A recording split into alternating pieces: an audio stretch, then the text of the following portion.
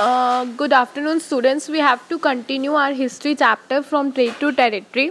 देखो मैंने इसमें आपको बताया था कि कैसे ब्रिटिशर्स एक कंपनी के थ्रू आए, बिजनेस के थ्रू आए और धीरे धीरे उन्होंने अपनी जो टेरिटरी थी हमारे इंडिया की उसको अंडर कंट्रोल ले लिया।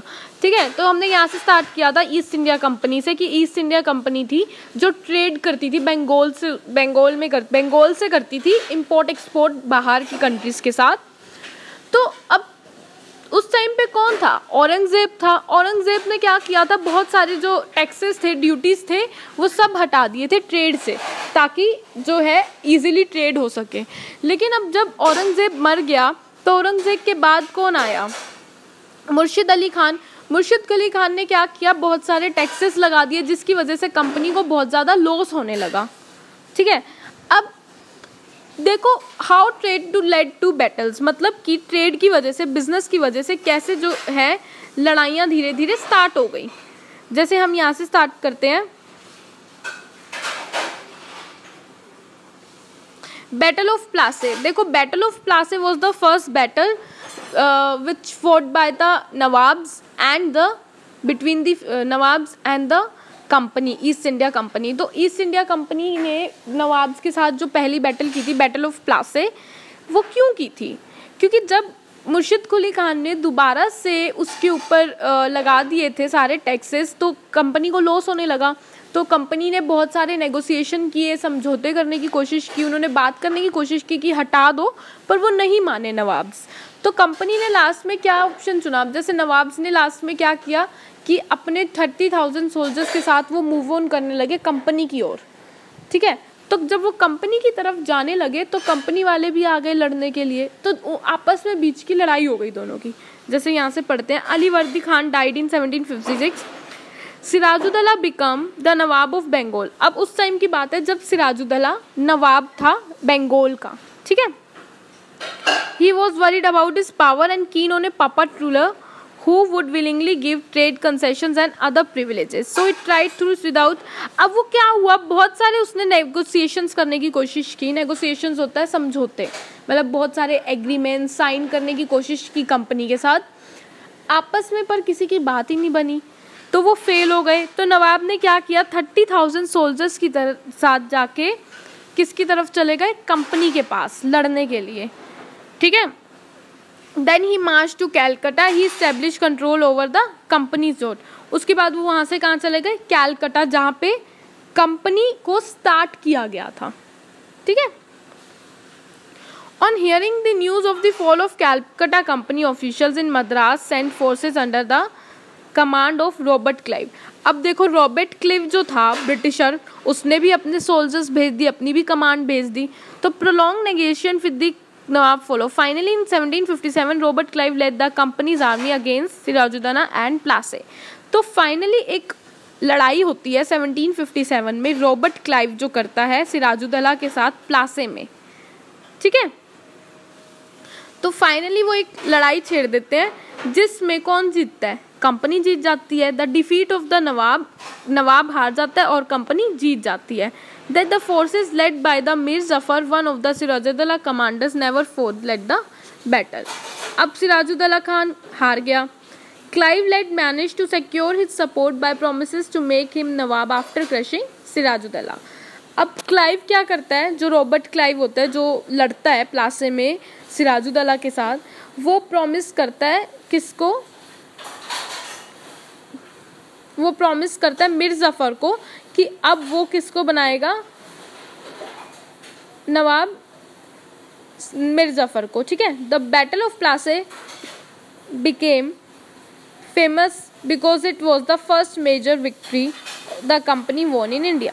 देखो नवाब जो था सिराजुद्दौला, वो हार जाता है। वो इसलिए हार जाता है क्योंकि जो उसका कमांडर होता है मिर जफर, उसको ब्रिटिशर्स कहते हैं हम तुझे प्रॉमिस करते हैं कि अगर ये इस लड़ाई में हार गया तो हम तेरे को नवाब बनाएंगे यहाँ पे।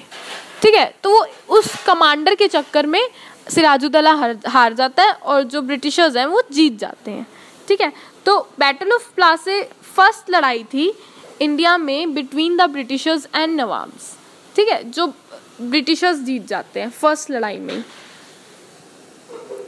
तो धीरे धीरे क्या होता है ऐसे धीरे धीरे बहुत सारी लड़ाइयाँ होती हैं, धीरे धीरे वो बहुत सारी जो कंपनी है टेरिटरी अपने अंडर ले लेती है। जैसे after the defeat of Plassey, after the defeat of Plassey Siraj-ud-Daulah was assassinated and Mir Jafar made the nawab. अब जब प्लासे में हार हो जाती है तो सिराजुद्दौला तो मर जाता है, मीर जफर क्या बन जाता है, नवाब बन जाता है। The company was still unwilling to take over the responsibility of administration. Its prime objective was the expansion of trade. अब कंपनी का मेन ऑब्जेक्टिव सिर्फ ट्रेड बढ़ाना होता है, मतलब बिजनेस को एक्सपेंड करना। उनका मेन मोटिव था कि हम बिजनेस को इतना एक्सपेंड कर दें ताकि वो यहाँ से बहुत ज़्यादा प्रॉफिट अर्न कर सके, बहुत सारा कमा लें। ठीक है। Soon company discovered that this was rather difficult, for every puppet nawabs were not always as helpful the company wanted to be. अब देखो क्या होता है कि अब कंपनी को लगता है कि यहाँ पे जो नवाब का सीन है ये इनका ख़राब कर रहे हैं कंपनी का प्रॉफिट, मतलब इनकी वजह से कोई ना कोई रिस्ट्रिक्शन आती रहती है। अब जो भी करना होता है, रिस्ट्रिक्शंस तो आती है, उनको जो भी करना होता था उनको सबसे पहले परमिशन लेनी होती थी, तो उस परमिशन जब वो नवाब हाँ कहते थे तब वो कोई काम कर पाते थे। तो उनको लगता था ये एक तरह की रिस्ट्रिक्शंस हैं जो हमेशा से उनके ऊपर लगी रहती हैं। ठीक है। तो अब कंपनी क्या करना चाहती थी? When Mir Jafar protested, the company disposed him and installed him Mir Qasim in place. देखो अब कंपनी ने क्या किया, मिर जफर को हटा के मिर कासिम को उसकी जगह पे ले आए, उसको नवाब बना दिया। When Mir Qasim complained, his son was defeated in a battle fought at Buxa. Driven out of Bengal, Mir Jafar was reinstalled. दोबारा से क्या हो जाता है कि लड़ाई हो जाती है, तो मिर कसीम मर जाता है, फिर मिर जफर दोबारा नवाब बन जाता है वहीं पे। ठीक है। अब देखो अब क्या होता था, नवाब को कम से कम भी 5 लाख हर महीने देने पड़ते थे कंपनी को, ड्यू टू इट्स फाइनेंसिस, वो डिमांड्स ऑफ ट्रेड, ये सब पूरा करने का। बाय द मिर Zafar died in 1765, the mood off the company have changed. अब जैसे मिर जफर मर गया 1765 में, जब वो मर जाता है तो कंपनी अपना माइंड चेंज कर लेती है। वो कहते हैं कि हम अपना यहाँ पे काम खुद करेंगे, हमें कोई नवाब नहीं चाहिए। ठीक है। यहाँ से देखो, company officials becomes nawabs. What did it means to nawabs? It means, of course, the company acquired more power and authority, but it also meant something else. Each company servant began to some vision of living like nawabs.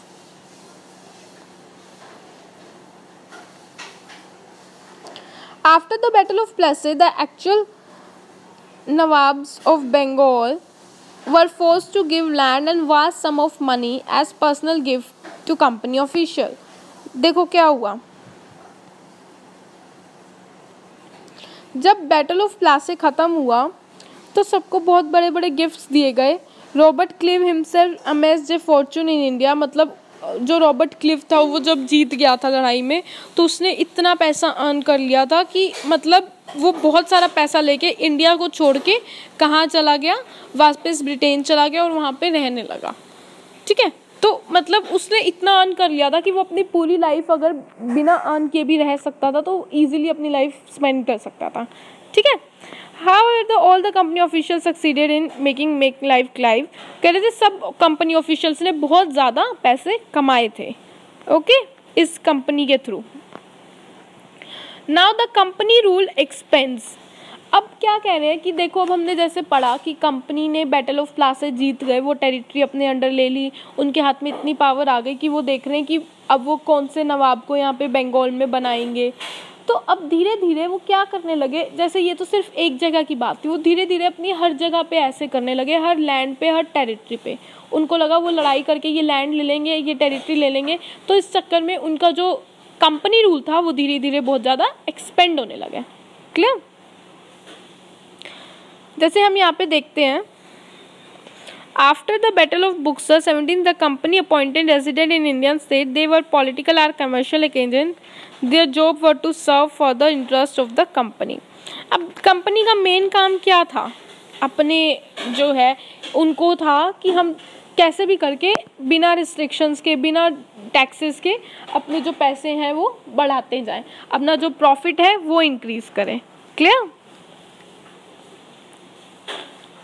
If the Indian rulers fail to make the payment, अब देखो company ने ना एक rule बना दिया कि अब वहाँ पे जो भी कोई नवाब अपॉइंट होगा तो उनको सब्सिडी देनी पड़ेगी, सब्सिडी, पैसे देने पड़ेंगे।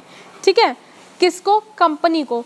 और अगर वो पैसे नहीं देते प्रोटेक्शन के लिए, और अगर वो पैसे नहीं देते तो वो उन लोगों को टेरिटरी छोड़नी पड़ेगी और उस टेरिटरी पे किसका कब्जा हो जाएगा? कंपनी का।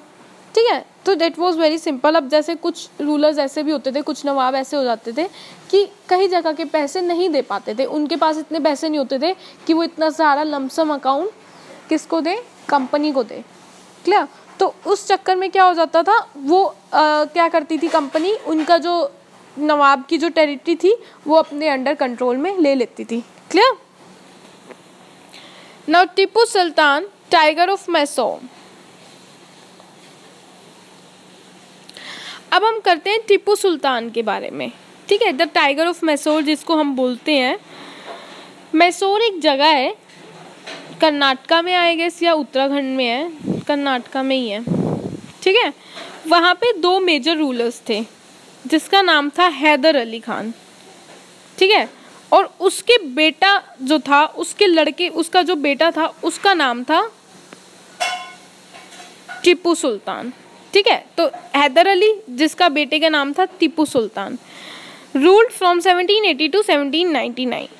अब वो जो टीपू सुल्तान था वो बहुत फेमस था क्योंकि वो बहुत स्ट्रॉन्ग रूलर था, उसने बहुत सारी लड़ाइयाँ लड़ी। ठीक है, ये ब्रिटिशर्स के अगेंस्ट उसने बहुत सारी लड़ाइयाँ लड़ी, कम से कम भी 4 लड़ाइयाँ, जिसमें से 4 लड़ाइयों में से 3 लड़ाइयाँ वो खुद जीता और एक लास्ट लड़ाई ऐसी थी जिसमें वो हार गया। ठीक है, तो अब देखो कि लड़ाई क्यों हुई। Mysore control the profitable trade off Malabar. अब टीपू सुल्तान ने कंपनी जहाँ से मसाले खरीदती थी, मैंने तुम्हें बताया था कि कंपनी किस चीज़ का बिजनेस करती थी, वूल का, कॉटन का, सिल्क का और मसालों का, कार्डेमन और ये सैंडलवुड, ये जितने भी मसाले थे। ठीक है, तो कंपनी इन सब चीज़ों का जो बिजनेस करती थी, वहाँ पे जो परचेज, पहले परचेज तो यहीं पे करती थी इंडिया में और बेचती कहाँ थी? बाहर कंट्री में। तो जब वो यहाँ से परचेज करते थे तो टीपू सुल्तान ने उसके ऊपर रिस्ट्रिक्शन लगा दी थी, हम अब कंपनी को मसाले नहीं बेचेंगे, हम उनको ये बिजनेस नहीं करने देंगे। ठीक है, किसने किया? Tipu Sultan. In 1785 Tipu Sultan stop the export of sandalwood, pepper and cardamom through the ports of his kingdom and disallowed merchants trading with company, कि तुम कंपनी के साथ अब बिजनेस नहीं करोगे। तो अब इस चक्कर में क्या हुआ, कंपनी वालों को नुकसान होने लगा क्योंकि ऑब्वियसली उनके पास मसाले नहीं आ रहे तो वो कैसे बेचेंगे। तो ब्रिटिशर्स वैसे जो थे बहुत फ्यूरियस थे क्योंकि उन्होंने देखा था हैदर अली खान को और टीपू सुल्तान को कि वो बहुत डेंजरस और बहुत एरोगेंट रूलर्स थे। ठीक है, तो उनके साथ 4 बार लड़ाई भी हुई। Rulers who had to be control and crushed. 4 wars for between with Mysore. तो मैसूर के साथ 4 लड़ाइयाँ हुई, 1767-69 में, 80 से 84, 90 से 92 और फिर 99 में। तो जो लास्ट बैटल थी 99 वाली, सिरंगापतम वाली, उसमें टीपू सुल्तान हार गया और कंपनी अल्टीमेटली जीत गई। टीपू सुल्तान तब मर गया। Mysore was placed under the former ruling dynasty. तो और जो मैसूर था वो किसके अंडर आ गया? मैसूर किसके अंडर आ गया? मैसूर कंपनी के अंडर आ गया। ठीक है, तो ऐसे करते करते धीरे धीरे उनकी बहुत सारी टेरिटरी एक्सपेंड हो गई। अब देखो वॉर विद द मराठास। अब जो मराठा जिसको हम बोलते हैं, जो मराठी लोग होते हैं, उनको हम जो पहले जो रूलर्स थे, जो रूल करते थे, तो उनको बोलते थे मराठास। ठीक है, तो अब 18th सेंचुरी में 18th सेंचुरी में ब्रिटिशर्स ने मराठास के साथ भी लड़ाइयाँ की। ठीक है, वहाँ पे भी बैटल हुई, वहाँ पे भी वो आपस में उन्होंने लड़े। तो क्या हुआ, मराठा का एक ड्रीम था कि वो पूरे दिल्ली पे रूल करेंगे, लेकिन उन्होंने क्या किया, इसको ब्रेक डाउन कर दिया और मराठास को क्रश कर दिया। हुआ क्या था, मराठास 4 चेन में थे, जैसे मानो वो एक एग्रीमेंट के, मतलब बहुत सारे मराठास एक एग्रीमेंट के अंडर आए। उन चारों ने, मराठास ने क्या किया, एक एग्रीमेंट बनाया, ठीक है, under A Peshwa in Pune. Mahadji Scindia, Nana Phadnavis, who were 2 famous Maratha soldier and statesmen of the late 18th century। उन्होंने क्या बनाया, एग्रीमेंट बनाया कि हम किसके अगेंस्ट लड़ेंगे, कंपनी के अगेंस्ट लड़ेंगे, मतलब ब्रिटिशर्स के अगेंस्ट लड़ेंगे, ठीक है। लेकिन मराठास, जैसे उन्होंने पहली लड़ाई की, इन द फर्स्ट वॉर, जब पहली लड़ाई हुई 1782 में, उसमें ट्रीटी ऑफ सलबाई थी। There was no clear victor, ना उसमें कोई हारा ना कोई जीता। उसके बाद जो एक सेकेंड एंग्लो मराठा वॉर हुई 1803 से 1805 में, वो उसमें क्या हुआ, ब्रिटिशर्स ने उड़ीसा भी ले लिया, दिल्ली भी ले ली, और यमुना रिवर जो था आगरा के आसपास वो भी पूरा ले लिया, ठीक है। अब जो फाइनल, जो लास्ट थर्ड वॉर थी, एंग्लो मराठा वॉर, उसमें क्या हुआ, 1817 से 1819 में उन्होंने, ब्रिटिशर्स ने मराठास को ख़त्म कर दिया। सारी जो मराठा पावर थी वो ख़त्म हो गई। अब दोबारा किसके हाथ में आ गया, दोबारा से लैंड किसके हाथ में आ गई, ये सारी कंपनी के हाथ में, ठीक है। The Peshwa was removed and sent away to Bihar near Kanpur with a pension. The company now had complete control over the territories south of the Vindhyas. तो अब कंपनीज के पास बहुत सारा कंट्रोल आ गया, जो साउथ वाली साइड थी सब का वहाँ का, ठीक है। सो इतना ही करेंगे आज हम, और ये मैंने आपको एक तरह पूरी स्टोरी की तरह बताया है कि कैसे सब कुछ हुआ।